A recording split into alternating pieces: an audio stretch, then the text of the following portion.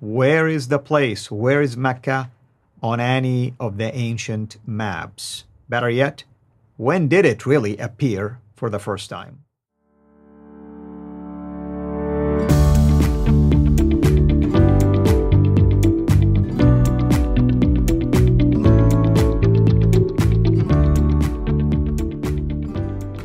Hello everyone, welcome back to a continuation of this video series on the historical criticism of Islam.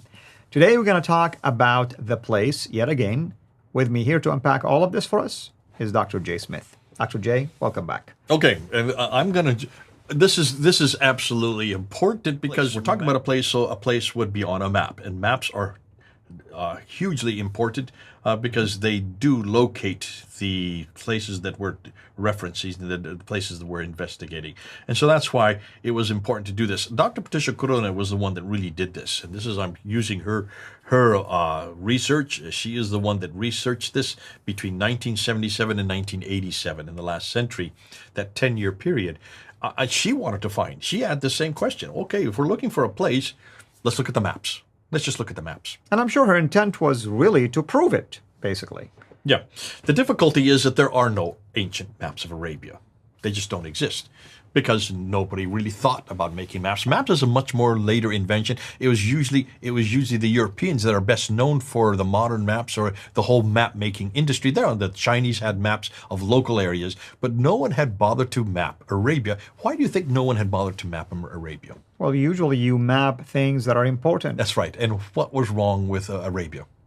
Well, obviously, while there are parts that were important that were mapped, it appears that certain parts were not that important, insignificant, so they didn't want to invest the time or the money on that. There are only three places there are four places that are mapped that had local maps. One was the northern part of Arabia. The other was the southern part of Arabia. The northern part, because that's where the civilizations were. That was where Arabia was known as. It was known as Arabia Petraea. Right. The southern part was where the Sabaeans are, and so there was lots of civilizations there, so that was mapped. There's ports, there's commerce taking place. That's right. Yeah. And then you have on the west, you have the Red Sea. That's where the trade route went, up the Red Sea. And on the east, you have the Straits of Hormuz, you have the Persian Gulf, so that would have been mapped. Those are just local maps. But nothing was mapped in the central part, and the reason is very simple. It was Petraea Deserta, known as Petraea Deserta. That means desert. Right. If there's a desert, there's no one there. We're going to talk more about that later on. So obviously, in order for Patricia Corona to try to find a map, she needed to go back to the earliest maps that existed. And the earliest maps were done by Europeans of Arabia. This is of Arabia. The earliest maps were done by Europeans, not people who had gone there. What they were doing is that they went back to Ptolemy from the 2nd century. And Ptolemy is the one who wrote a great book on geography. And so he would be the one that you go to since he was the one from that area. He was the first one to write down about Arabia Petraea and Arabia, the Arabia itself, the southern part, the Sabaean area, and the northern part. And so he would describe mountains and rivers and cities and towns. He would describe all this. And so what happened, the Europeans took his descriptions and then they tried to put it in a map. So the first one that was ever produced is this one here. So let's go back. Let's go back to the slide and let's look at his map. So this is the very first one. And this was created by Leonhard Holle. See his name up there in yellow? 1482. So we're talking about the 15th century. 15th century, this is 800 years after Muhammad. So this is 1500 years after supposedly Mecca existed. And he is taking Ptolemy's references, putting all the names that he could find, and putting him where he thought that Ptolemy was referring to. Mm-hmm. What do you notice is missing? Mecca. Mecca is missing. The most important city, the center of everywhere, the center of history, where Adam and Eve lived. Exactly. Adam and Eve, Abraham and Ishmael. I mean, they definitely predated the 2nd century. So, obviously, Ptolemy did not know about Mecca, the most significant city. The city that should have been the first thing he put on the map is not in this map from 1482. Now, there was another map that was done a little bit later in 1540 by a man named Laurent Fries. He created this map, again, to take what Ptolemy had said. He wanted to improve on what Leonard had done earlier. So about a century later, he put this map. What's missing? Mecca. Okay, so there you see another problem. Looks like Mecca is not on this map. You see all kinds of different references. Take a look at carefully. Blow it up if you can. Tell me if you can find Mecca there. And I encourage anybody, don't trust me, go and look at these maps. You blow them up and see if Mecca is referred to. It's not on this map. So then we go to 1571. So about 30 years later, you have Sebastian Münster, who puts together this map. And this is done 1571. He is from Germany. He takes what Ptolemy said, what Ptolemy had written, and he introduces what he thinks is an even more accurate map. What's missing? Mecca again. It's getting redundant, isn't it? Yeah. It's getting redundant. So Mecca is missing in every one of these three so far maps. There's another one that Patricia Corona referred to, and she looked at this one here. This is a 7th century redacted map. In other words, it was a modern map, a more modern map. She didn't give the date on it, but it's redacted back to what people thought the 7th century looked like. What's missing? Mecca again? So they should have had Mecca by now. Certainly by the 14th, 15th, and 16th century, they should have known about Mecca because Mecca was well known by then. Right. Mecca was very well known by then. So why, if this is a redacted map back, why in the world didn't they have Mecca on this map? Now, that's not the only one. Here's another one that Patricia Corona refers to.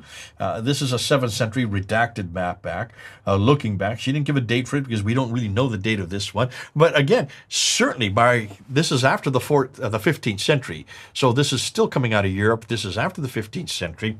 They should have had Mecca on that map. Remember, this is the center of history. This is where Adam and Eve lived. This is where Abraham lived. This is where all the prophets were buried. Well, 70 to 300 of the prophets were buried. What in the world is going on here? Once again, we're missing Mecca. Now, here's a number of questions I have. See if you can answer them. Maps are supposed to show where places exist. Isn't Mecca the most important place for Arabia? That's what the standard Islamic narrative told us. Then why is it not there? Somebody must have missed it, right? Now, if you look carefully here, you can see Makoraba there. It's about halfway up. Let me just point to it. There is Makoraba.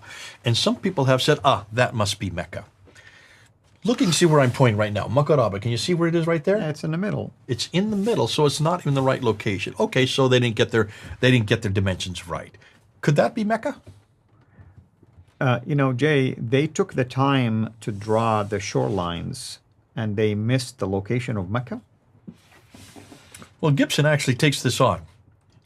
He says, yes, that's his Makoraba, but is Makoraba the same word as Mecca in Arabic to begin with? No, it isn't. Of course not. What are the three major consonants in Makoraba? Karaba. Yeah. The place of the Karib, or whatever it is. Mukarraba, yeah. Mukaraba. So if it's got the wrong consonants to begin with. But then he said, and so did Patricia Corona. She took this on as well. She says, first of all, Arabic, anybody who knows Arabic knows that that's not the same name. But then Gibson did a much better thing. He went back to Ptolemy, and he went back and he wanted to look at where all the mountains were that Ptolemy talks about and where the rivers were. With Ptolemy, and he noticed that every one of these maps were done by Europeans who never really had been to Arabia. Those rivers did not exist in the middle of the desert. There were no rivers in the middle of the desert. Where are those rivers coming from? You can see here on the map. Right. They're much further south. Mm-hmm. In fact, when you look and see where the rivers are and the mountains are, and when you look where the towns that are close to the rivers and close to the mountains that Ptolemy did talk about, you push everything south. What Ptolemy did not realize is that he had not really been there physically. He didn't realize that the whole central part of Arabia was desert. He forgot about the desert. And he just assumed that all these places were further north. What Gibson says, no, there are no rivers up there, and these mountain ranges are much further south. So he redistributed, putting where the mountain ranges were, and then putting where the rivers were, and where the towns that were close to those rivers, he put them where they were, and guess what he found? Makoraba is way down in Yemen. It's way down south. And he recorrected it, showing that this is where that Makoraba is. So he helped us on that one, on top of that. But, so the maps don't show it. And I don't know why the Europeans didn't think this through. when they were putting these maps together in 1400 and in 1500, and these redacted maps even later than that, in the 18th and the 19th century, why did they not question this? Why is it no one came up with this problem that the Mecca is not on any of these maps? Doesn't that sound rather curious to you? Absolutely. Well, Patricia Corona asked this question. She wanted to know why no one had really brought this up. So she decided to do some work on her own. And guess what she found? She wanted to go back and find out where the first reference. Now remember, this woman reads and writes 15 languages. She knows everything. She can write. She can read and write Akkadian and Aramaic and all Arabic and all this Nabatean Aramaic and Syriac, Aramaic, Syriac. She could read all this. And she went back to the earliest documents, and she found a document called the Apocalypse of Pseudo-Methodius Continuato Byzantia Arabica, which is the first reference she could find to this place called Mecca, written in 741 AD. That's the 8th century. That is almost 100 years. In fact, it's 100 years after Muhammad's death that the first reference for it. What does this say to you? That tells me that Mecca wasn't as prominent a city or a town like the standard Islamic narrative would want us to believe. Absolutely. To me, that's a huge problem. What I want to do next, going to the next episode, is I want to look at those qiblas again. I want to talk about those qiblas that Gibson referred to.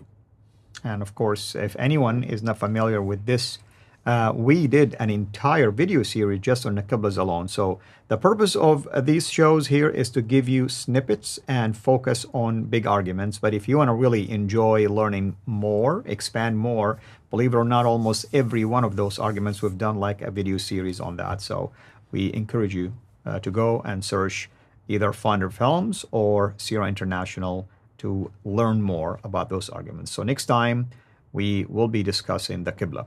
Until then, have a blessed day.